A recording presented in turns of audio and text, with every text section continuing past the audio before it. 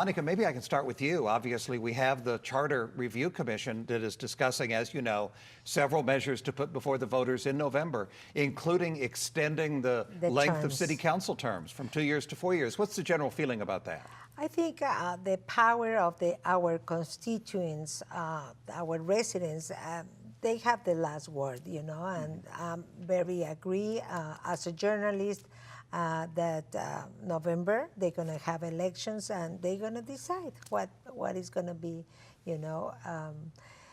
But as I was talking with our council member here, the people the public officials is just warming up, you know, and for two terms is just a beginning.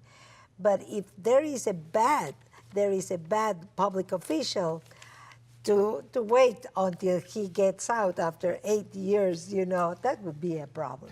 Councilman Perry, you've gone through the process of running. Do you think you should have to do it every 2 years, or do you think 4 years is enough?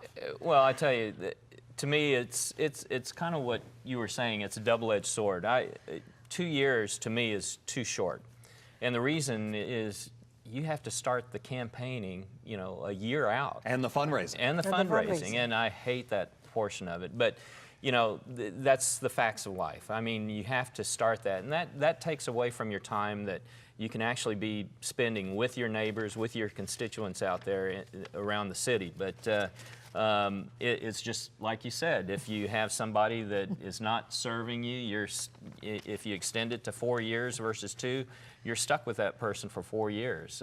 Whereas 2 years, if you don't like what he's doing, you can vote him out very quickly and get someone else. Scott, go ahead. The City Council, as you know, is going to begin its budget session before we know it. What are you hearing about what the key priorities are going to be, and whether or not we might need a property tax increase to fund these key priorities? Again, still kind of new. I would be surprised if we went down a property tax increase road. Wouldn't be the last time that we did that, Councilman. Well, I can tell you what my priority is to actually, for the city, to offer a homestead exemption. We do not offer that right now. We don't provide that relief. Every year we keep getting surpluses from property taxes because the values keep rising every year. And we have not offered any relief to homeowners here in town. And I'm really pushing for a homestead exemption to at least provide some relief, maybe to counteract some of the rate increases that we've had and other increases that our homeowners are really suffering out there on making those tax payments year after year that seem to be going up each time. I am curious about where we go with transportation and how that gets massaged into the conversation with the budget, what freedom there is to do certain things we haven't maybe even thought about doing before. Has there been any dialogue yet down that road? Not at all. I know the mayor has a task force that he's putting together, Connect SA, and we have to see what that's going to happen, but what's going to come out of that, but how that's going to impact this next budget, I'm not sure. And Monica, we're talking about people being forced out of their homes in some areas. We had Councilwoman Villagran on here not too long ago, and she was talking about some of the pressures being forced by homeowners. How can we deal with the disconnect between what homeowners are paying in higher property taxes and the fact that the city is a growing city that needs that budget money to continue to grow? Well, it's a very difficult question as a journalist, you know, because I have my own opinion that I cannot make it as an editorial. But we are used to pay taxes, and here the taxes works, you know. In Mexico, the taxes doesn't work. So I answered your question. While you're on the topic of Mexico, that's one thing I also wanted to bring up, because that's the Mexican presidential election this year is more important to San Antonio, I think, than a lot of people realize. Can you kind of fill us in on kind of what the dynamics are and what the Mexican citizens living in the United States are thinking about what's happening back home in Mexico? Right now it's unpredictable because we don't even believe in the surveys, you know, and right now they say that the most leftist presidential candidate, Manuel Lopez Obrador, is in the, in the top. But And he would be pretty dangerous for NAFTA and for U.S. relations with Mexico. they wouldn't he? say, I've been in San Antonio 35 years and I'm not very involved. Even, all my family and friends are over there. But they say that it could be another Venezuela. Well, that wouldn't be good for San Antonio. And at I all. think, the U.S., we are neighbors. No matter what, we are neighbors, and I think United States has to protect Mexico because we are neighbors, right? And it could be dangerous. Scott, we're now about a month or so away from the Final Four, all of the events, the flurry of events. Now that the business people you talk to have had an opportunity to kind of take a deep breath and start crunching the numbers, what are you hearing about what sort of financial impact, especially the Final Four, but also the Tricentennial Fiesta, all these things had on the local economy? And do the business people think it was positive, that it was all worth what the city agreed to spend on an event like the Final Four?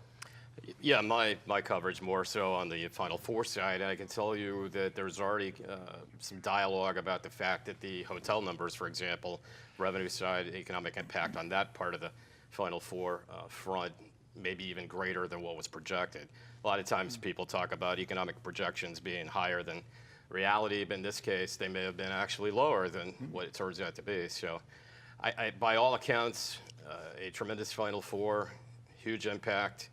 San Antonio in a good position to go after another one. Councilman, we still hear the echoes of the RNC decision. Can you provide any insight into why that decision was made in private? That seems to be the real key issue right now. And even Judge Wolf last week was criticizing City Council for turning its back on the RNC so quickly.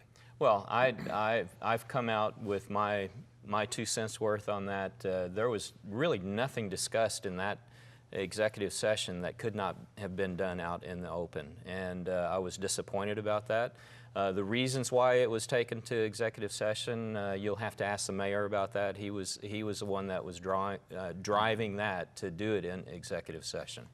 Do you think that the City Council should have at least sat down with Visit SA and entertained the prospect of bidding for the convention? Or do you agree with the mayor that it would have been too expensive, too cumbersome, and possibly could have led to the sort of civil unrest maybe they saw in Chicago back in 1968? Absolutely not. I was very supportive of the convention coming here to San Antonio. I mean, why did we build this city to be a convention city? I mean, to me, it's a common sense. And our business community has lost a great opportunity here. And not only the business community, San Antonio as a whole. I mean, we would have had 15,000 media people, not just down at the convention center, but all over San Antonio, seeing what we have to offer here and getting the positive stories. I mean, Cleveland got 3,000 positive press stories. I mean, in Cleveland, I've been to Cleveland, and San Antonio has so much more to offer. How much more exposure? I mean, Visit SA does a great job in getting out and attracting business or conventions and the advertising out there, but what they do pales in comparison to what we could have had with the convention coming here to San Antonio. So I was all for bringing them here to town. Thank you, Councilman. Monica, Scott, thank you very much for joining us for The Conversation Continues.